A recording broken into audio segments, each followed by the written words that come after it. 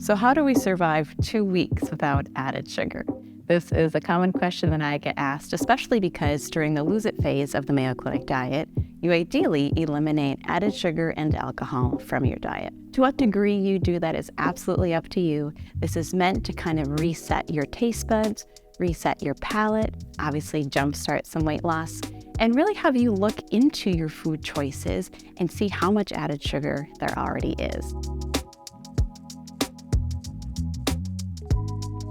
Added sugar is something that we really have a large amount of in our American food supply.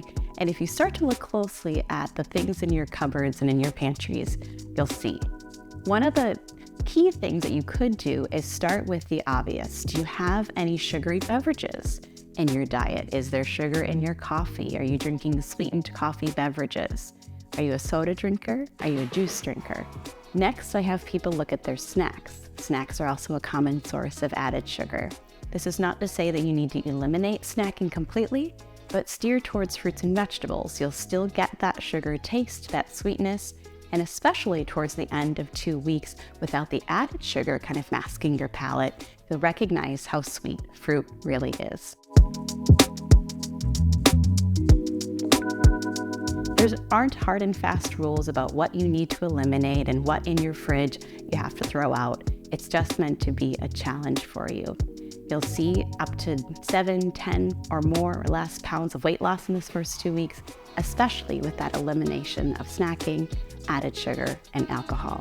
Some of the key things that I've kind of stuck with as a result of that lose it phase, even though it was only meant to be 2 weeks, are only putting milk in my coffee if I need it, or having an unsweetened latte, steering towards fruits and vegetables as my snacks, and really looking at my breakfast items especially to see where those added sugars were coming from.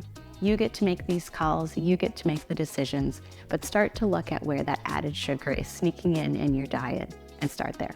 Know that this 2 weeks is going to be tough, especially if you are someone who has a fair amount of added sugar in your typical diet, but you can do it. And at the end of that 2 weeks or however long you decide to go with the lose it phase and that habit specifically, it's going to feel really good, not only mentally, but physically, of course, as well. This takes planning though, because if you're someone who has habits that relate to added sugar, there's a coffee drink that you grab most mornings, there's a bar that you get out of your pantry as you're running out the door, you're gonna have to work a little bit backwards and say, if I'm not going to have X, I need a new version of that. If I'm not going to snack on this item, what will I plan to snack on instead? What's gonna happen at the end of my day when I'm used to sitting on the couch and having something sweet? What's gonna happen during cocktail hour? And how can I still enjoy the social aspects of eating, but really be mindful about either eliminating or significantly limiting that sugar intake?